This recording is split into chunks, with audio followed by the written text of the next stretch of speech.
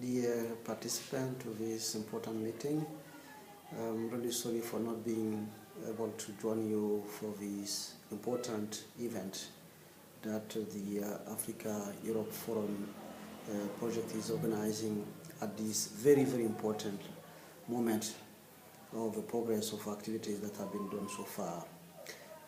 Because of some of the administrative issues, I couldn't join you, so I will be happy from my office to talk a bit to you about some of the key points that we decided to talk about during this meeting. Talking about investment in agriculture, there is a lot that is being done in terms of research, but also discussions about the issue. And Europe-Africa project has contributed a lot with two main reports that are the broad one on the for the free networks that have been published just to highlight some of the food webs and how the local production system is organized, how also the local markets are organized to allow people to use the food production for foodstuff and then allow them to organize their own market in different scales so that they can not only produce to feed themselves as family farms, but also allow the others to access to the other part of their production. The other key publication has been done in Cameroon. It allowed also to discuss about some of the key concepts and to draw some of the recommendations that could allow to invest in agriculture.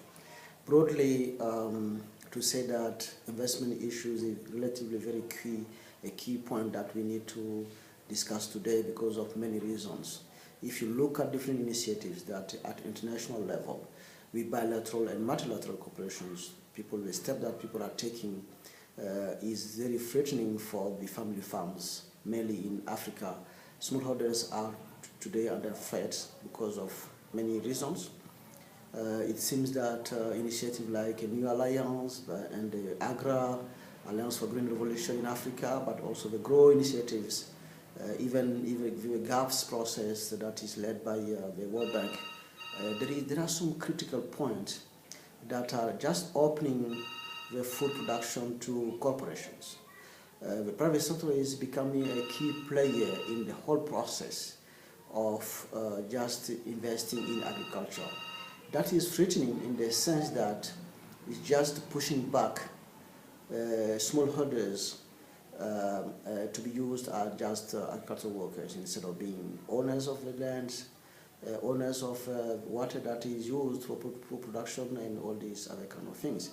So if you look at these initiatives, that is giving a lot of space to private sector, there is a need to work on other initiatives that will allow small-scale holders to access to resources to produce for the world food sovereignty.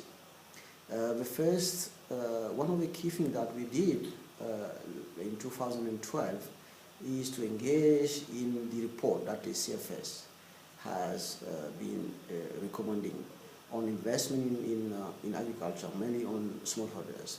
I was part of this team, the high-level panel of experts, and the report was released in June 2013. That allow us just to draw some of the key things. And the first thing that we realized that is family farms are the key investor in their own activities. It's a key point in the sense that those who are considered to be the poorest one are those who are investing more in their own activities. But not only they are investing in that, but they are also improving their own way of production, improving yields, using agroecological alternatives just to improve the way they produce, the way they process with the food stuff, and the way also they organize the alternative markets that allow them to share food with others, those who are not producing. The second very important thing that we can also mention we mentioned in that report is there are many initiatives that are excluding them from the area of production. And the way that the food market is being organized today by corporate companies is excluding all the poor from accessing to this food. The example of the food crisis in 2007-2008 is very illustrative of this kind of thing that we can talk about. And we also realize that the issue of citizenship right is not respected in the sense that the big majority in Africa, for instance, of producers are smallholder producers. So the right to access to some of the facilities that will allow them to invest in their own farms is not granted, is not given. And public investment is very key in that sense to allow them to achieve not only the right to access to resources that are mobilized at country level, but also to produce for the rest of the communities, those who are not in the farm, those who are not in the cattle, with the cattle, and those who are not fishing, and so on and so forth. So it's a very important step that we need also to look at.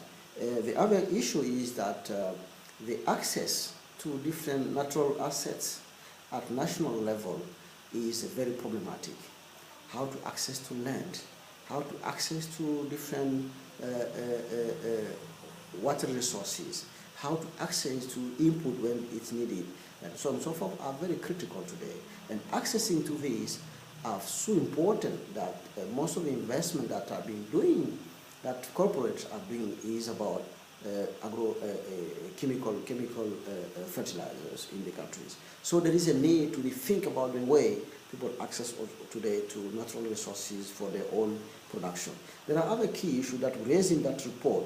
This is all the access to the public good, the issue of market, the issue of financial services that are organized for funding agriculture in our continent, and how to improve productivity without harming the environment. Because we all know that there are so many examples that show that agroecological perspectives can allow us to improve the yield without harming the quality of the soils and so on and so forth.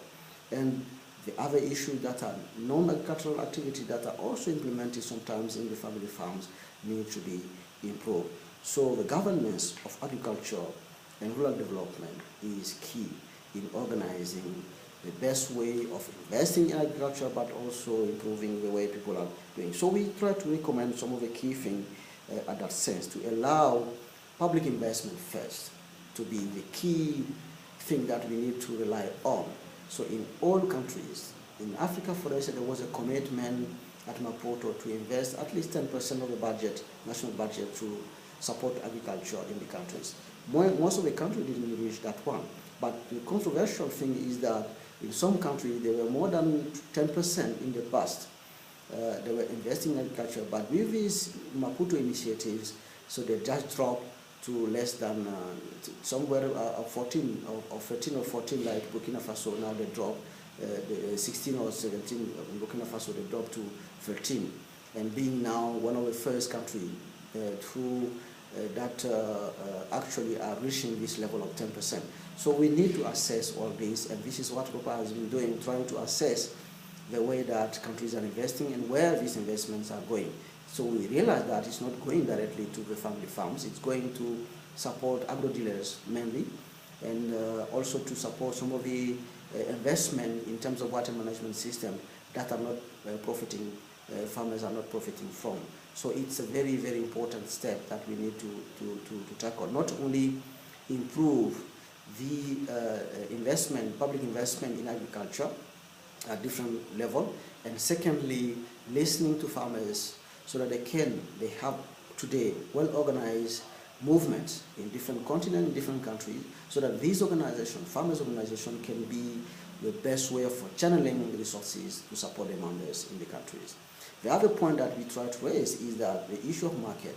We cannot rely on the international market to stabilize the food system in the world.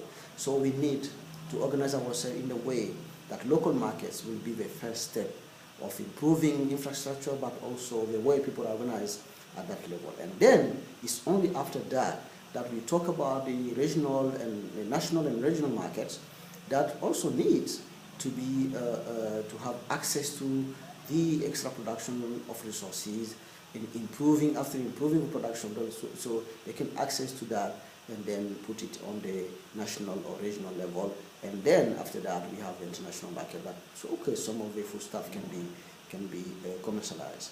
And the other point that also is very important for us is how are we going to change the mindset of those people who believe that investment in agriculture should be done only via the market, international market, and that the private sector has to play a key role in that sense. So these are some of the points that I want to raise, talking to that, saying that investment in agriculture is a very critical thing that we need to talk about, but in the sense that public investment is key. Secondly, that we need to improve production in the sense of getting resources, natural resources, in a sustainable way, and allowing also farmers to get a chance to learn about their own experiences, to share between continents, but also in the same country, organize the markets in the way that they can also contribute to feed the rest of the population that they are responsibility to feed. And that smallholder farmers has to be the priority of investors. Investor in the sense that if you look at the government, that should organize it in a very sensitive way. And all these initiatives like new alliances should stop supporting private sector and then reinvest the resources in smallholders so that they can contribute to feed the world today, but also for the future. So this is what I want to talk to you, and I'm sure that there are so many questions that you want to raise, and then there are so many things that we should have shared together. But since there is no time for me to participate to that because of this administrative issue, as I said, I hope that you will share among yourselves and then allow to have a very critical conclusion that can be also used as advocacy tools for the future of investment in agriculture, mainly in smallholders agriculture. Thank you very much, and then I hope that we'll have a very fruitful meeting and then came with very good conclusions for all of us. Thank you very much.